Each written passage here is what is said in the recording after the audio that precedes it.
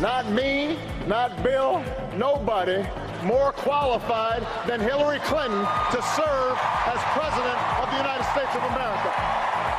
President Obama praises the Democrats' nominee Hillary Clinton to succeed him in the White House. However, anti-Clinton protesters clash with police and burn American flags right outside that national convention. The popular holiday destination of Morocco turns out to be a favorite for terrorists as well, as police smash a large Islamic State cell. And mixed feelings as Team Russia sets off for the Rio Olympics, but bans for state-sponsored cheating means many athletes are being left behind.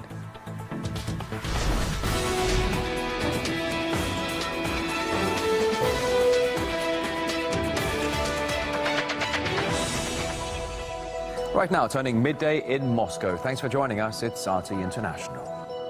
And we start this hour in the United States, the ongoing race for the White House. 8 years ago, Barack Obama convinced Democrats he should be the party's presidential nominee. But now he's trying to convince America that she should be the next president. Obama heaped praise on his former Secretary of State, Hillary Clinton, saying there's no one more qualified to sit in the Oval Office. Although his feelings aren't entirely shared by every Democrat. I can say with confidence, there has never been a man or a woman, not me, not Bill, nobody, more qualified than Hillary Clinton to serve as President of the United States of America.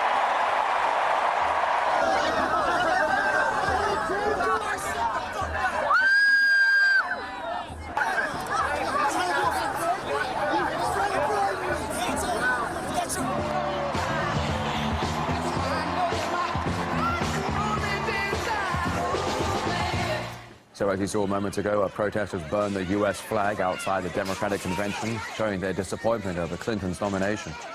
They also clashed with police and tried to storm the barricades. A number of arrests were made. Now, the latest polls suggest that Clinton has her work cut out for her if she is indeed to bag the keys to the White House. CNN currently gives Trump a 5-point lead. That's 44% to Clinton's 39%. And numbers from Reuters on Tuesday also put Trump in the lead. Meanwhile, Donald Trump has said it would be great if Russian hackers found more of Hillary Clinton's emails and released them to the public. Caleb Mopan reports. It seems like Russia is becoming central in the U.S. presidential election.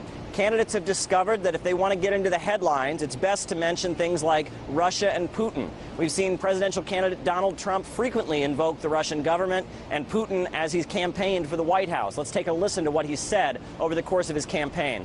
Putin called me a genius, by the way. A guy calls me a genius? He said Donald Trump is a genius. In response to the recently leaked emails from the Democratic National Committee, Hillary Clinton blamed Putin for releasing the emails and blamed the leaks on the Russian government.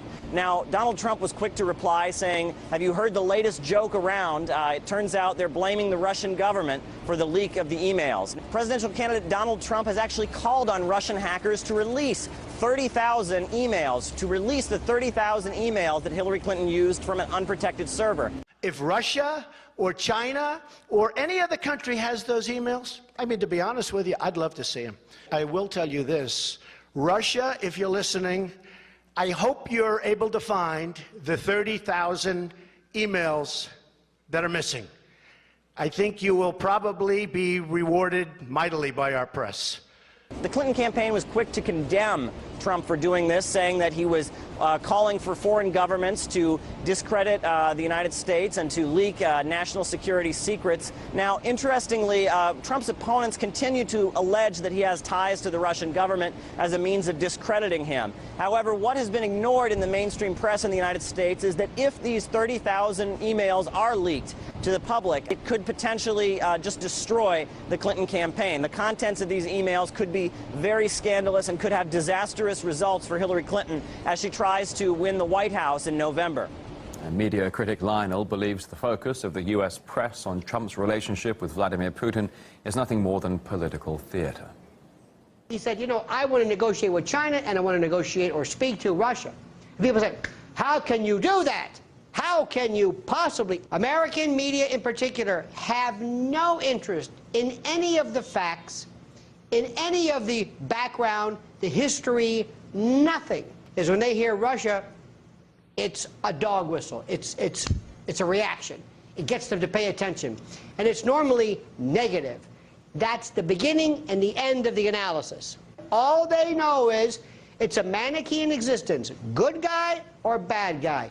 Who's the good guy? Who's the bad guy? Is Putin a bad guy? Okay, fine. That's it. That's it. In his speech, Barack Obama also lashed out at the Republican candidate Donald Trump, accusing him of supporting Putin and praising Saddam Hussein. As RT's Guyane Chuchakan reports, Hillary Clinton's own foreign policy is no blank canvas. The Clinton campaign presents Donald Trump as dictator's best friend. In speeches and campaign ads, Trump himself is cast as a dictator to be. We are trying to elect a president, not a dictator. He's running his country, and at least he's a leader, you know, unlike what we have in this country. Saddam Hussein was a bad guy, right? And you know what he did well? He killed terrorists. He did that so good.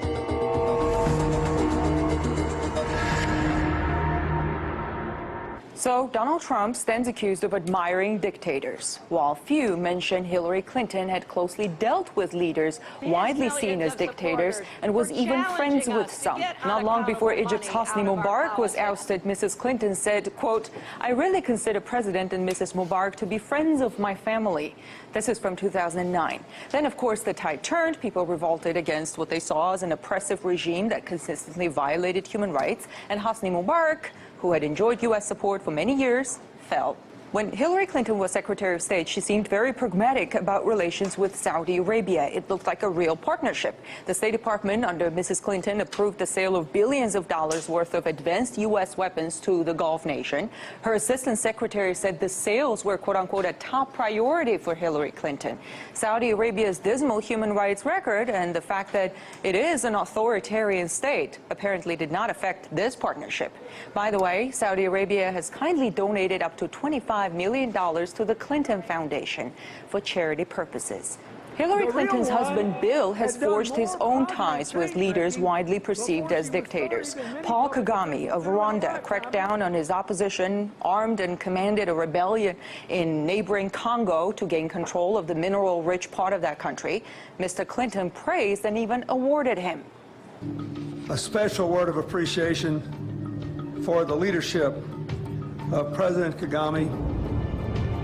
I'm greatly humbled to receive this Clinton Global Citizen Award. Hillary Clinton presents Trump as dictator's friend. Mm-hmm. Do you think that is PR, or do you think she's really concerned? Oh, I don't think she's really concerned. It's completely political. I mean, she's the best friend of many dictators. You know, it's sort of pot calling the kettle black. She's just trying to find ways to demonize Trump, just as they demonize Putin. And you put them together, you got double demonization, if that's possible. I mean, hello? Next thing you know, they'll blame Putin for global warming.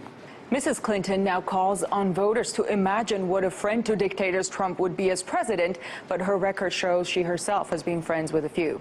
In Washington, I'm Ganesh Chekyan, RT. A series of voicemails from top Democrat officials has been released by WikiLeaks. Leaked recordings reveal that some of the voters who donated money to the party have expressed outrage that Bernie Sanders has been given a say on the party's policies. Details online right now.